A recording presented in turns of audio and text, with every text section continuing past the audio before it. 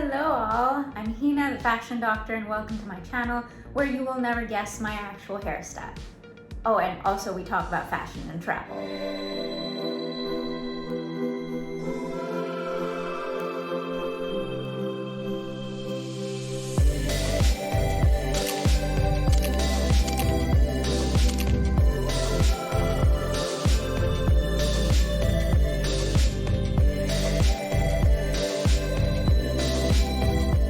Today we're traveling to the land of cowboys and Indians, the Wild Wild West, also known as the state of Wyoming.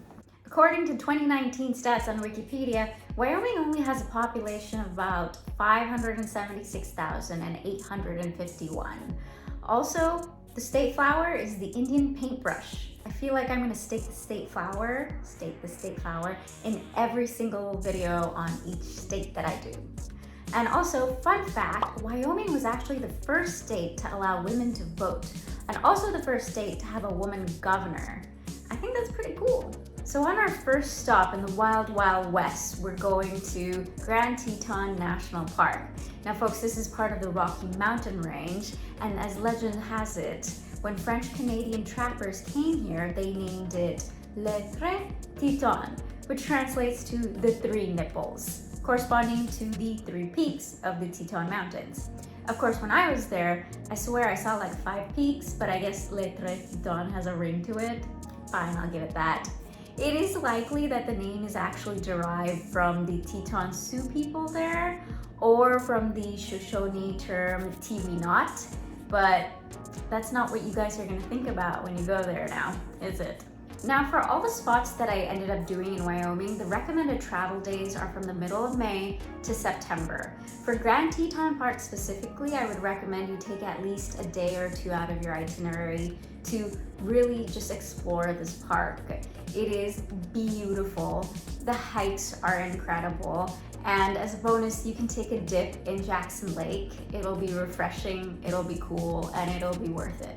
Now let's go back in time to millions and millions of years ago. Seatbelts, everyone!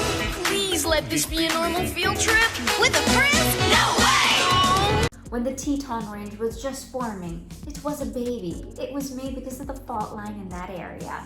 But the eastern part of that actually fell through and made a valley, which we now know as Jackson Hole. Now, Jackson Hole is the second place I'm recommending, and let me give you the tea about that place. So, according to this book called America from the Road, a hole is fur trade jargon for an open valley surrounded by mountains. So that is why it is called Jackson Hole, for those of you curious about it. Let's move on to present day. Jackson Hole is actually a wonderful little town. Can I call it a city? It's more of a town. It also hosts the National Elk Refuge. The National Elk Refuge is one of the largest sanctuaries for elk in the world. And other than that, present-day Jackson Hole has a lot of boutiques, galleries, parks, and food to offer. Of course, I have to mention that there is lacto-vegetarian food. I had no difficulty finding that there.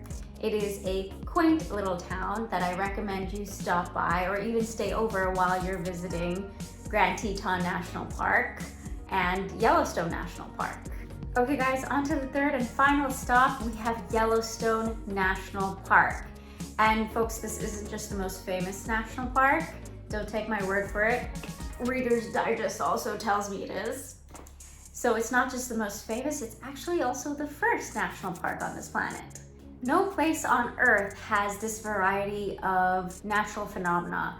And while I'm at it, I should mention that Yellowstone has an active volcano, which I've been reminded that if it blew up, all our problems at this moment would go to zero compared to the problem we have if that ever happened. So it's a blessing that we get to live the lives we do, and Mother Nature doesn't blow us right off the planet's surface. Before we move on and talk about the types of natural phenomena found in Yellowstone, here's a picture insert of me trying to do fashion while hiking and seeing Yellowstone National Park. See? It's possible, it's doable, and it's mandatory for me because I'm Hina, the fashion doctor. Now on to our regularly scheduled programming. No visit to Yellowstone National Park is complete without seeing Old Faithful. Old Faithful is an example of one of the geysers, and there's some science here, guys. Let me show you. Ta-da! So this right here is the magma. It heats up the water in the fractured bedrocks, and because of the bottleneck, it'll shoot up at regular intervals. Science. And actually, it's very predictable when this is gonna happen at Old Faithful. When we went, there were actually signs telling us what time to be at that spot in order to see the eruption. And the eruption itself was actually very long. The one I saw was more than 4 minutes. That's pretty long an eruption. And I might link add the video towards the end of this video because I don't know, do you guys even want to see all 4 minutes of that? Maybe to like awesome music. I also recommend doing the Old Faithful Loop Trail, which is right by Old Faithful, and you can do it while waiting for the eruption. It's short, it has a lot to offer. We saw hot springs, we saw pools, we saw bison. Did I mention bison and how many of them there are in this park? And they are a lot closer, or they can get a lot closer than you think. There was one when we were doing the loop trail and some of the tourists actually wandered off the path, and you could see that bison just sort of get up and like shake the dust off, and it was about to charge ahead. And I could hear the park ranger go, "Get back off and get back on the path." And I was like, okay, this is scary. They're not very smart tourists. I'm gonna walk away. I mean, I'm guessing they're okay because I didn't hear anything on the news after that, but don't do that, people. Don't do that. Don't scare the bison because that thing can trample all over you. After you're done with Old Faithful, I recommend you go and see the largest hot spring in the United States, and that is the Grand Prismatic Spring. This spring is so gorgeous. The colors are incredible. And by the way, those colors are actually because of the bacterial mats at the edges of the hot spring, and they feed off the mineral-rich water. Though don't actually go and take a dip because it's a hot spring with magma underneath, and you just don't do that. Afterwards, I also recommend you check out a place called Artist Point, where the Grand Canyon of Yellowstone is visible. And Artist Point is exactly that. It's been an inspiration for many an artist over the years. Along the way and afterwards, you will see more bison. Did I mention bison? Lots of bison. Another phenomenon that you can check out at Yellowstone are the mud pots or the mud volcanoes. And the one we went to had a bison nearby. He was just chilling there. I think that clay is actually good for him. And right by that mud volcano was Dragon's Mouth Spring. That was quite a visual, and the name is very fitting. Near those two was a sulfur calderon. Just so many breathtaking views. This place is so gorgeous. And quite frankly, I didn't have enough time to see the entire place.